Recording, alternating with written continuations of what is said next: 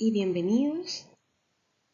Vamos a revisar algunos tópicos sobre la toma de muestras con enfoque en dos exámenes importantes. Hemocultivo, ya que tiene un impacto en el diagnóstico de sepsis y la bacteriemia. Y el urocultivo, porque es un examen de rutina en la gran mayoría de los laboratorios. Vamos a revisar sus puntos críticos y el impacto económico que tiene cada uno.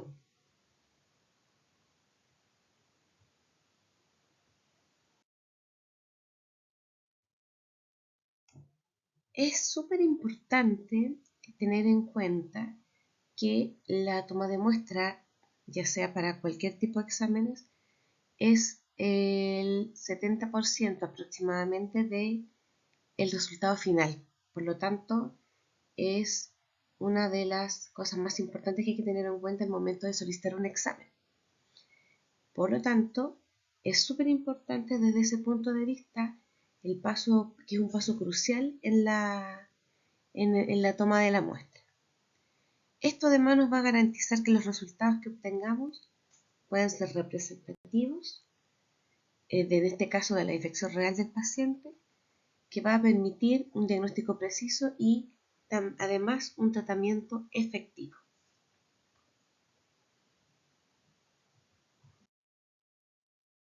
¿Cómo vamos a lograr esto?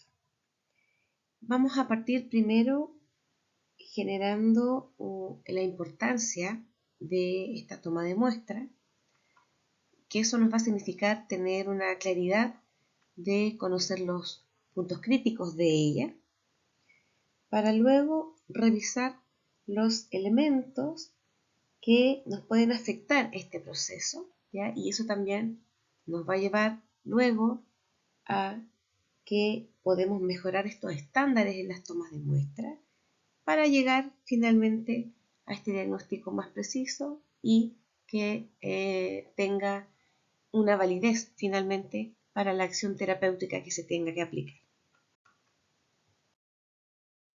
¿Cuáles son los pasos críticos que tiene esta recolección de muestras? Tenemos acá un diagrama que nos indica una secuencia de pasos importantes. Vamos a partir con lo que es la selección del sitio. En este caso, para lo que es el área de microbiología, es sumamente importante saber desde qué sitio fue tomada esta muestra. No es lo mismo, ¿cierto?, de una muestra de orina, una muestra de una secreción de herida, de qué lugar es esto, porque para nosotros tiene una importancia, ya que hay muchos lugares anatómicos que tienen una microbiota propia y la interpretación posterior del cultivo nos va a permitir, ¿cierto?, darle una importancia a algún microorganismo en especial si es que se requiere. Por lo tanto, es re importante saber exactamente desde qué lugar se tomó esta muestra. Por supuesto, tiene que ser tomada con técnica aséptica, ya que eso va a evitar que se contamine con cosas de ambiente o, ¿cierto?, también otra microbiota del paciente. Los contenedores que se tienen que utilizar también son importantes, ya que eso va a permitir conservar la muestra hasta la llegada al laboratorio. Nos va a permitir tener una recolección oportuna también con respecto al volumen. En realidad, en relación con eso, con los contenedores también, ¿cierto?, nos va a permitir que este volumen de muestras sea el más adecuado, lo que va a generar que el examen tenga, ¿cierto?, finalmente un buen rendimiento. No hay que tampoco descartar el proceso del transporte, desde que se obtuvo hasta que llega al laboratorio, que también debe cumplir con características importantes como el tiempo y las temperaturas, ¿ya? Esto para evitar, ¿cierto?, que pueda dañarse la muestra y que podamos perder microorganismos que sean más lábiles. Otra cosa importante que ya tiene que ver más con un sentido más administrativo en la toma de muestra es la identificación de estos contenedores y la orden de examen que lo van a acompañar, que debe venir completamente identificado con nombres, apellidos y el RUT del paciente, además de indicarnos el sitio de la obtención y el diagnóstico, ya que todos esos datos para nosotros tienen una utilidad en la evaluación posterior al momento de revisar los cultivos.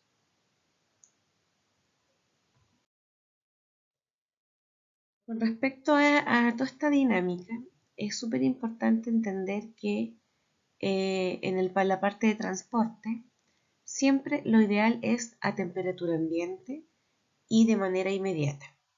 En aquellas muestras donde no hay un contenedor que contenga algún preservante que pueda, ¿cierto?, generar una especie de amortiguación para esta muestra.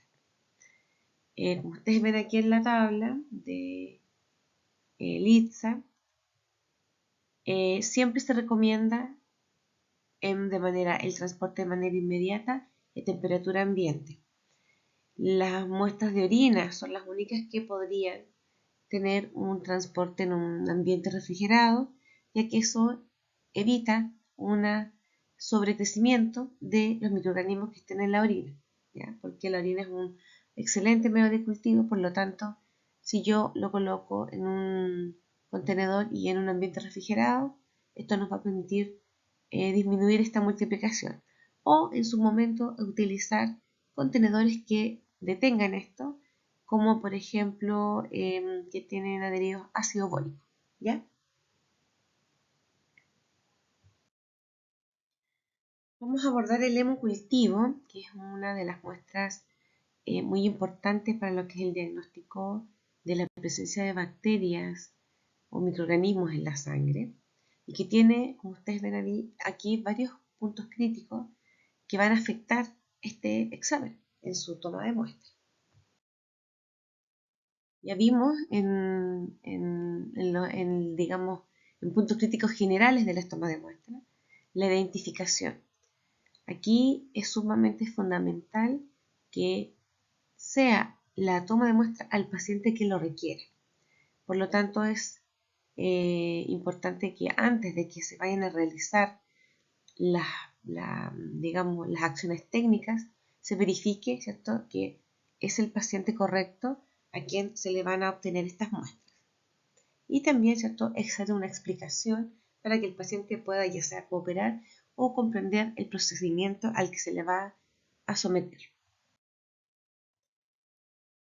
Otro punto bien importante es el lavado y la antisepsia del sitio de punción. La piel tiene una microbiota asociada, por lo tanto, para yo obtener esta muestra de sangre, necesito bajar esa cantidad de microbiota. ¿Cómo se logra? A través del lavado con agua y jabón y una posterior antisepsia, ya sea con alcohol o una solución de clorhexidina, para ir dejándolas actuar cada una con sus tiempos necesarios, y eso nos va a permitir disminuir esta cantidad de microbiota presente en la piel que eventualmente pudiese caer en este contenedor del hemocultivo y generar un crecimiento que no corresponde. Con respecto a la identificación, es sumamente importante, en este caso, cada institución, laboratorio, tiene un sistema informático que genera etiquetas que pueden adherirse a los contenedores, y para el hemocultivo no es una excepción, y en este caso es sumamente importante hacer esta identificación de manera correcta y además adherirla en el espacio que corresponde. Ustedes se fijan allí que la botella de hemocultivo posee un espacio asignado para eso, y es allí donde tiene que ir pegada, ¿cierto?, esta etiqueta que contiene los datos del paciente. Por lo tanto, estas formas de adherir la etiqueta no corresponden. Uno, porque no queda bien identificada esta botella, que después va a un equipo automatizado, o nos va a tapar este código de barra, que también afecta, ya que el equipo lee este código para hacer la identificación de qué tipo de botella se está usando y el protocolo de incubación que le va a aplicar. Por lo tanto, aunque haya sido una toma de muestra sumamente exitosa desde el punto de vista técnico, si la rotulación no va de la mano con esto, también, ¿cierto?, puede generar un rechazo y en este caso vamos a tener una pérdida de esta ejecución de la muestra, de la toma de muestra. Hay otro punto importante, que cada botella de hemocultivo trae una tapa protectora de un tapón de goma, que es por donde se inocula la muestra, que se pincha, ¿ya? Y este también debe ser desinfectado con algún antiséptico disponible. No se puede obviar este paso porque eso no está estéril, ¿ya? Entonces es re importante hacer esta desinfección del tapón antes de hacer la inoculación de las muestras. Con respecto a los volúmenes, y en este caso se afecta el rendimiento, siempre lo ideal es inocular el mayor volumen posible. En el caso de las botellas aeróbicas adulto y las anaeróbicas, estas botellas permiten entre 5 a 10 ml de muestra, pero siempre tratar de apuntar al mayor volumen que se pueda, en este caso 10 ml. En el caso de las botellas pediátricas, esto va desde 1 a 4, que también la idea siempre es apuntar al máximo volumen permitido de la botella. También hay que mezclar esta muestra cuando se inocula, ya que el medio de cultivo tiene adicionado un anticoagulante que evita, ¿cierto?, que la sangre se coagule y pueda generar finalmente un falso negativo, ya que las bacterias quedan atrapadas en este coágulo y la lectura no se hace correctamente.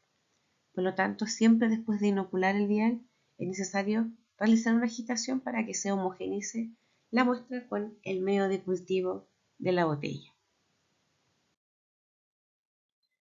Como indicaciones generales para la toma de los hemocultivos, en este caso de muestras periféricas, lo ideal es esto: tomar 2 sets, cada uno de 2 botellas periféricos, un aeróbico y un anaeróbico.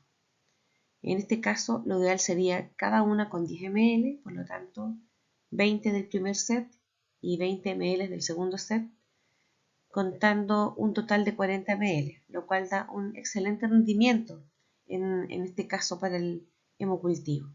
Siempre lo ideal es tratar de tomar el máximo volumen, ya que eso, ¿cierto?, va a maximizar los resultados de la prueba. Para la parte pediátrica hay varias recomendaciones. En este caso les muestro lo que dice el LITSA, que tomando en cuenta el peso del paciente, se pueden inocular de 2 ml en un solo vial, y de ahí en adelante, a medida que el paciente aumenta de peso, se va aumentando también los volúmenes de muestras a inocular, ya sea en uno, como en este caso un vial, o ya en más viales, en este caso 2 con un total de 4, y así sucesivamente aumentando el volumen a medida que aumenta el peso. En el caso de las recomendaciones que hace CLSI, lo toma por grupo etario, por edad, pero los volúmenes son bastante similares con respecto a las cantidades, que también se van incrementando a medida que la edad, ¿cierto?, es mayor, hasta llegar a volúmenes que son similares a los adultos, en el caso de los adolescentes mayores de 12 años. Esto cada institución lo va a normar de acuerdo a eh, a su institución, a los tipos de pacientes que tiene, ¿ya? Pero si nosotros nos fijamos, en realidad los volúmenes son similares, siempre pensando en un solo vial, 2 ml, y ahí aumentando, ¿cierto?, los volúmenes de acuerdo a la necesidad y ya también a la clínica del paciente. Cuando hay sospecha de infecciones de catéter, y en este caso se va a hacer el retiro de este, la forma de mandar estos cultivos es con hemocultivos periféricos más el trozo de catéter, que no debe superar los 4 centímetros de largo, ya que la técnica de Maki que se aplica acá se realiza sobre, ¿cierto? Este catéter se coloca sobre una placa. Esta placa tiene un diámetro de 9 centímetros. Por lo tanto, si el catéter es muy largo, no podemos hacerlo rodar y no podemos hacer el recuento posterior de acuerdo a la siembra. Por lo tanto, es sumamente importante que no sobrepase este largo. En el manual de toma de muestra del laboratorio se indica esto claramente, ¿ya? Y además, ¿cierto?, acompañado de los hemocultivos periféricos que corresponden, que también es un set aeróbico y un anaeróbico. Cuando no hay un retiro de catéter, y obviamente el foco, la sospecha clínica es de allí, pero un catéter que no se puede retirar, se va a hacer el tiempo diferencial de positividad. ¿En qué consiste esto? En que se toman muestras de hemocultivo por arrastre del catéter en cuestión, ya también un set aeróbico anaeróbico, más un set de hemocultivos periféricos, ya puede ser uno o más set. ¿Y qué es importante? Que todos estos hemocultivos sean tomados, ¿cierto?, de manera simultánea, ya, sin diferencia de tiempo, y se envían además todos juntos al laboratorio. Ojalá siempre con los mismos volúmenes de sangre. La idea es que sea lo más estándar posible en las cargas, porque obviamente mientras más volumen de sangre, obviamente el rendimiento es mucho más rápido que si tuviera, por ejemplo, del catéter menos volumen, tenemos más volumen acá, ¿cierto? No podríamos estandarizar este proceso. ¿Cuál es la gracia de esto? Que si los hemocultivos tomados por el catéter, que es de donde se supone es el foco, ¿cierto?, vamos a tener una carga bacteriana mayor que lo que está en periferia, y que esto, ¿cierto?, nuevamente va a tener una carga menor, y lo que va a significar una demora en la positivización de estos viales, que está dado por un tiempo que se estipula en 2 horas. Por lo tanto, si los hemocultivos del catéter dan positivo primero y con un máximo de 2 horas dan positivo los periféricos, se entiende, ¿cierto?, que el catéter es el causante de esta infección. ¿Qué vamos a lograr con todas estas recomendaciones acerca de los hemocultivos? Es que vamos a mejorar la atención al paciente porque vamos a tener un diagnóstico preciso y oportuno. Uno, porque tomamos mejores volúmenes, mejora el rendimiento, ¿ya? También en su mismo momento vamos a hacer reducción de costos porque vamos a evitar la contaminación, vamos a evitar pérdida de tiempo, y eso, al minimizar falsos positivos o que los hemocultivos que realmente están positivos salgan más rápidamente, las terapias se pueden generar también de manera más rápida, y eso obviamente nos va a mejorar todas las garantías de calidad de atención al paciente. Con respecto a los hemocultivos contaminados, en este caso la definición corresponde a que hay desarrollo de un microorganismo que no son la causa del paciente y que habitualmente tienen que ver con contaminantes asociados a la piel mayoritariamente. El porcentaje de esta contaminación por estándares internacionales no debería ser superior al 3%, lo cual se considera, ¿cierto?, un porcentaje bueno en este caso, y lo ideal es que siempre sea menor a eso. ¿Cuáles son las fuentes contaminantes?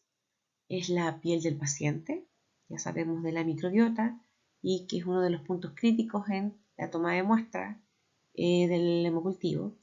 El medio ambiente, ya que si los insumos que se utilizan no están resguardados como corresponde, se pueden contaminar y eso puede acarrear un crecimiento que no corresponde.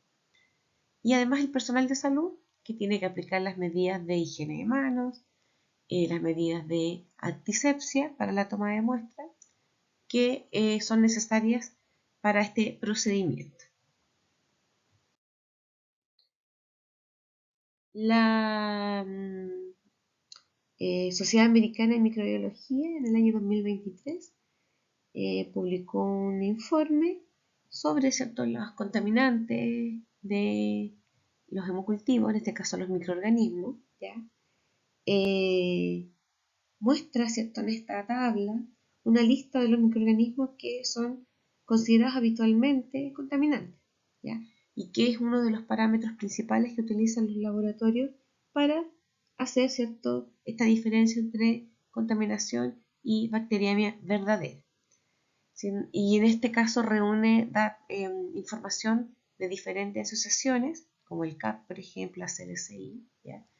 En donde vemos que se repiten algunos que son bastante comunes, como los Staphylococcus coagulasa negativa, Corynebacterium, si ustedes se fijan acá, Bacillus, y los Streptococcus del grupo Vidia, todos ellos presentes en la piel, y que son los que habitualmente uno detecta en el laboratorio y que se asocian a estos contaminantes.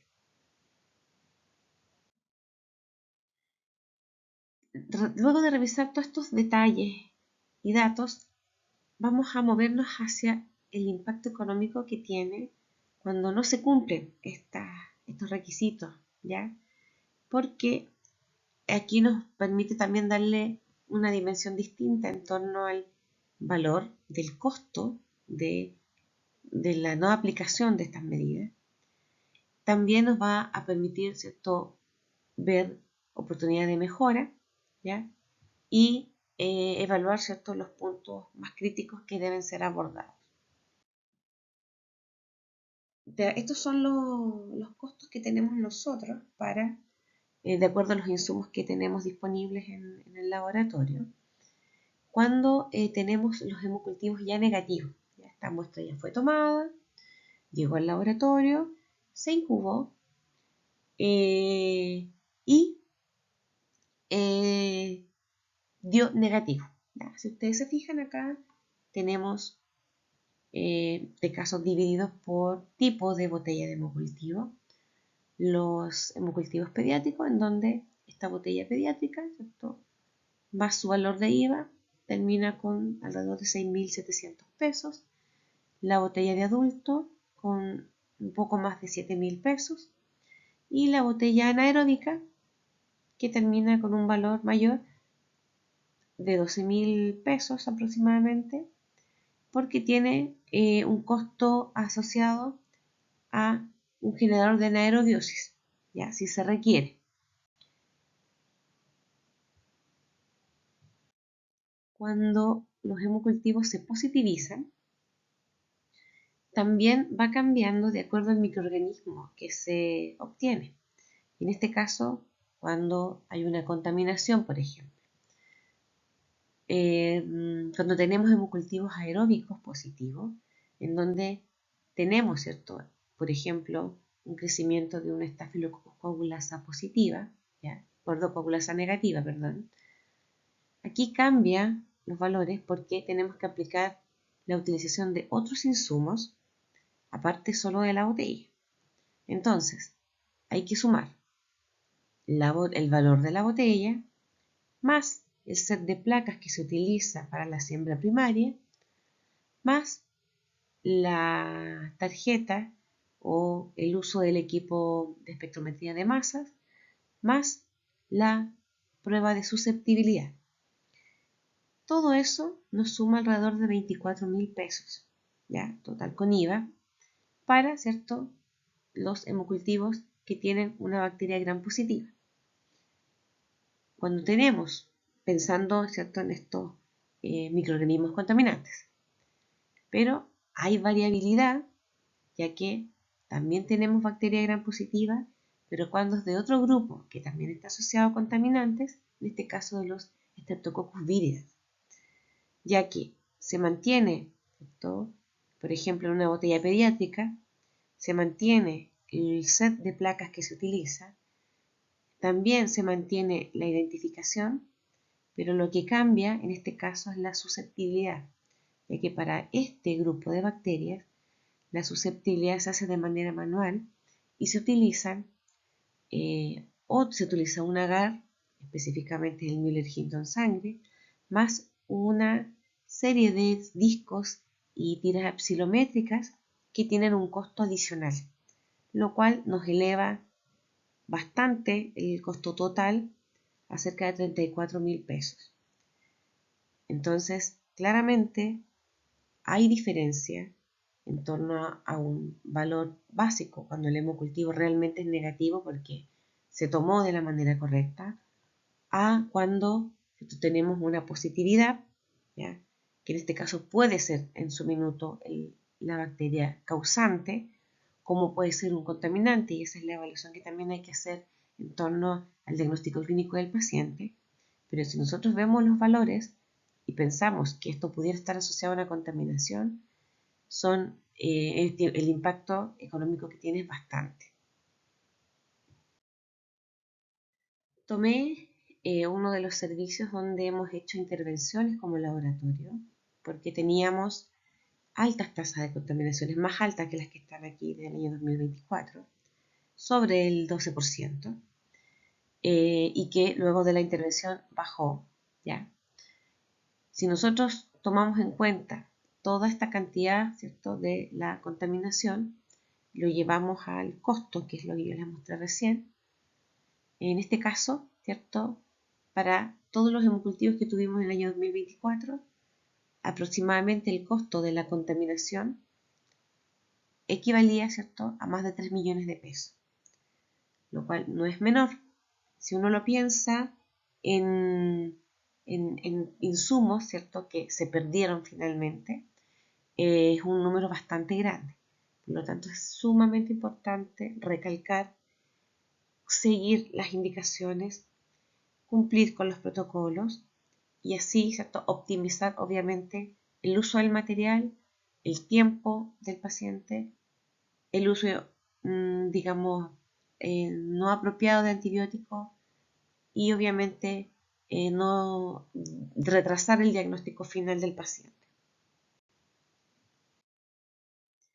Otra de los exámenes que son importantes, ya sea porque es voluminoso, ¿cierto?, lo que más llega, es el urocultivo, ¿ya? Y que obviamente nos permite hacer el diagnóstico de las infecciones del tracto urinario, que es, ¿cierto?, una de las infecciones más comunes que tenemos en todo el mundo. Sabemos que, ¿cierto?, la infección parte, ¿cierto?, por ascendencia de las bacterias desde la uretra a la vejiga y que el microorganismo más común que la causa es la Escherichia coli. Y tenemos otra serie de microorganismos, ¿ya?, que también son de frecuente causa de hito.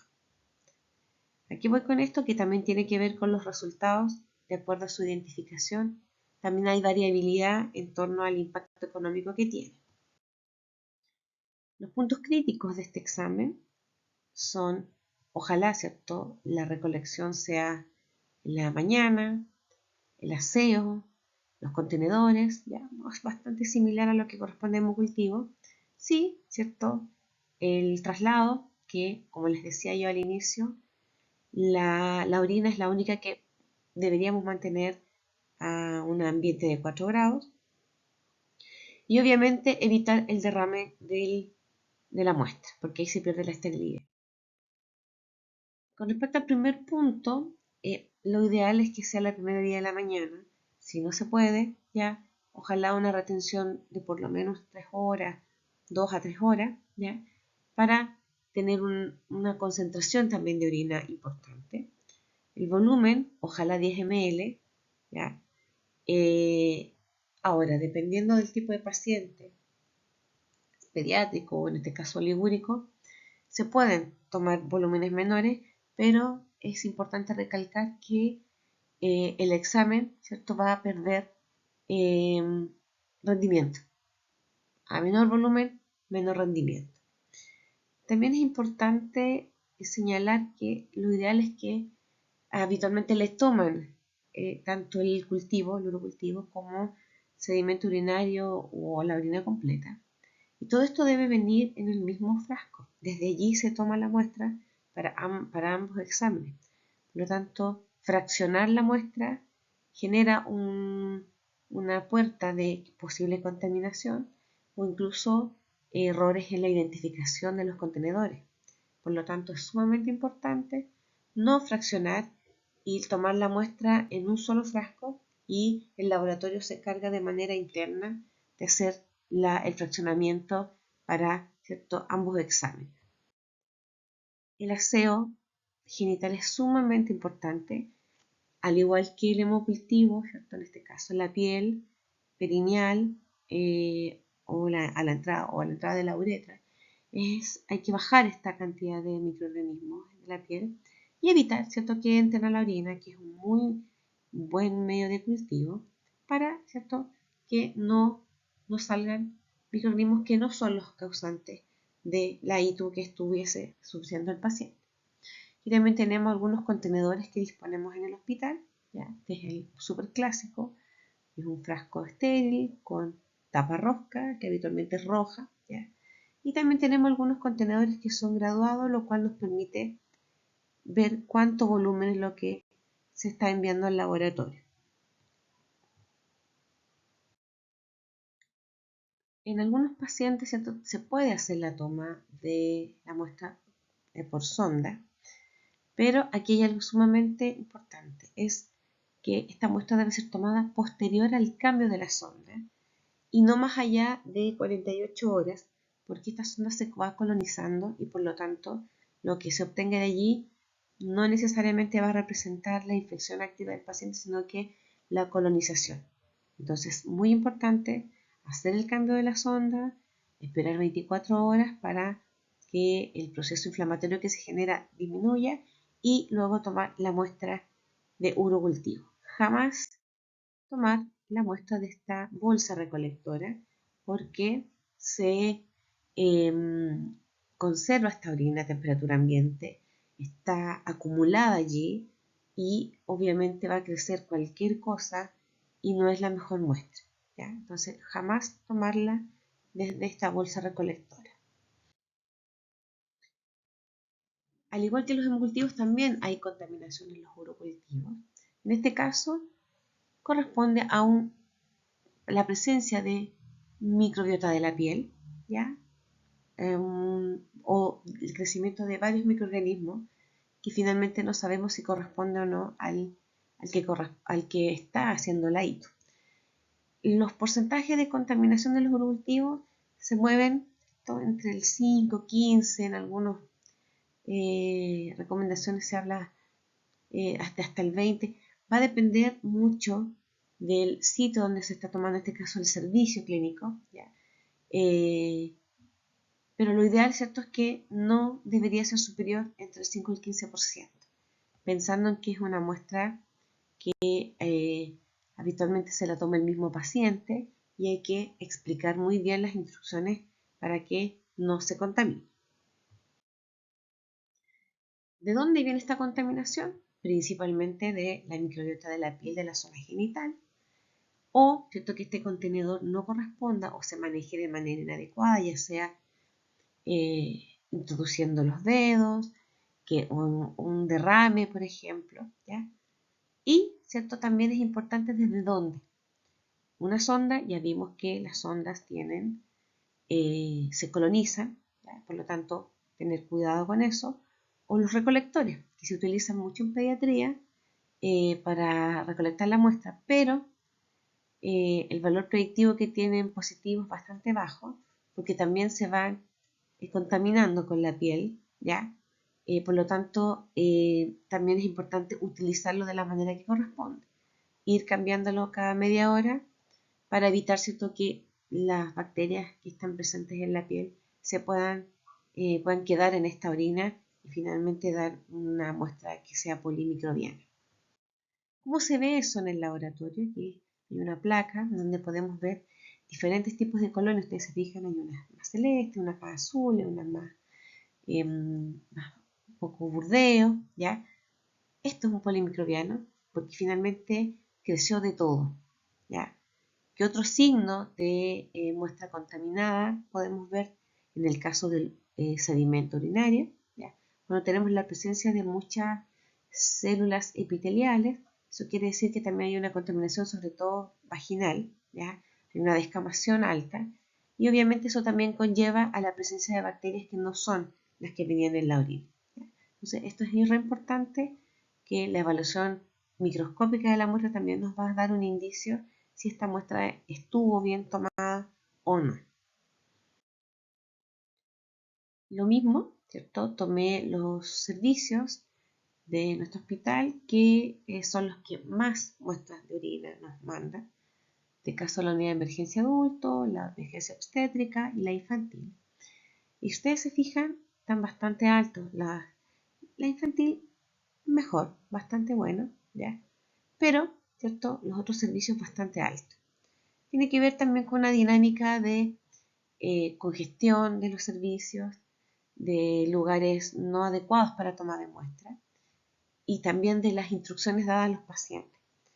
Sabemos que la parte infantil siempre está acompañado el menor por un adulto, y ese adulto comprende mejor las instrucciones y las aplica, ¿cierto?, al momento de tomar la muestra. Y si no, ¿cierto?, la muestra se toma a través de un cateterismo transitorio, que eso elimina, ¿cierto?, en cierta medida la contaminación de la piel, ¿ya? Pero ustedes se fijan que tenemos alta tasa de contaminación. ¿Cuál es el impacto económico?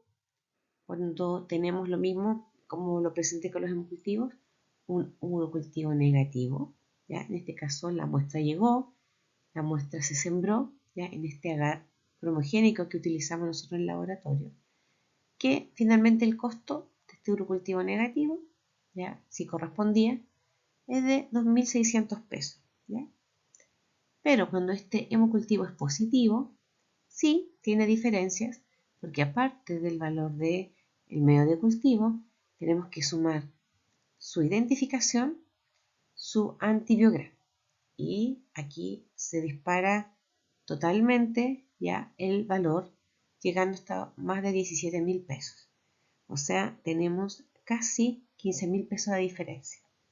Si este urocultivo es realmente un positivo verdadero, muy bien, porque ¿cierto?, se ejecutó de la manera correcta y este costo obviamente es el que corresponde.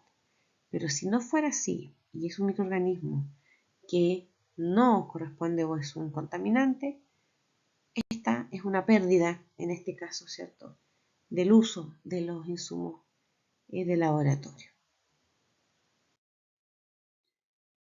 Otra muestra que también es bien importante y que también tiene que ver con manejo de costos por el uso de los EPP, por ejemplo, es el estudio de portación de bacilos gram negativos que puedan tener carrapenemasas y de los enterococos vancomicina resistentes.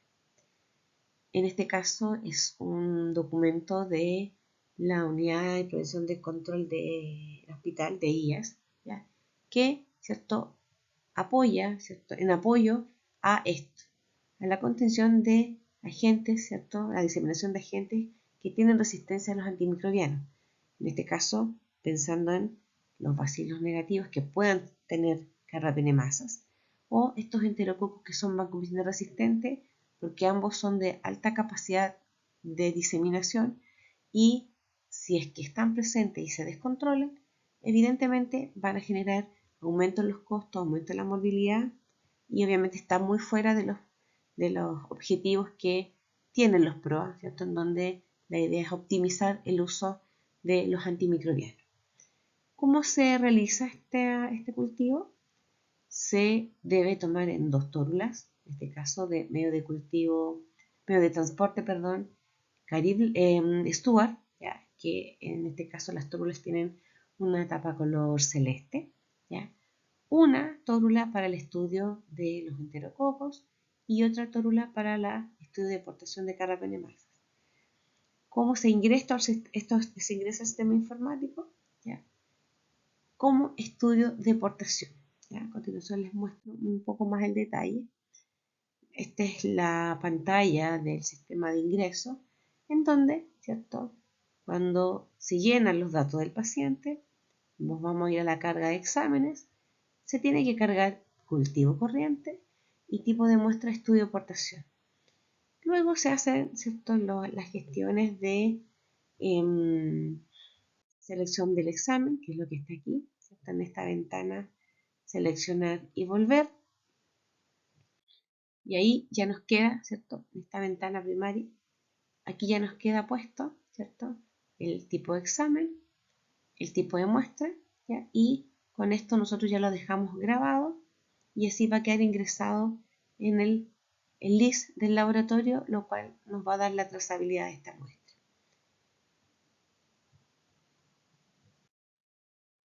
Como conclusiones, recalcar que la fase preanalítica es importante y muy crucial. Por lo tanto, es importante seguir las indicaciones que están dadas por el laboratorio. Cuando se aplican estos principios básicos, estos puntos, o se revisan estos puntos críticos, hay un aumento en el rendimiento en los exámenes, ¿ya? Por lo tanto, y finalmente en los resultados, ¿ya? Facilitando también la labor diagnóstica del laboratorio. Siempre que haya dudas, consultar el manual de toma de muestra. No es tan fácil a veces llegar a este manual, pero si hay dudas, siempre revisarlo para tener mayor claridad con respecto a las tomas de muestras, no solo de microbiología, sino que en general. Toda esta información, ¿cierto?, que está contenida en estos 3 puntos anteriores, la debe conocer todo el equipo que atiende al paciente, tanto el médico, los equipos de enfermería, matronería, kinesiología, técnicos paramédicos y también quienes son los que transportan las muestras, que son los auxiliares de servicio, porque participan en la cadena de todo este proceso y ellos deben velar porque esta muestra se transporte en las mejores condiciones posibles. Y por supuesto, cuando hayan dudas, nosotros estamos siempre disponibles para ayudar a encontrar solución, a apoyar la toma de muestra, resolver dudas, así que no duden en contactarse con nosotros al anexo 324-148 al 324-841 para, ¿cierto?, ayudarles también en este proceso y generar mejoras continuas para la obtención de las muestras.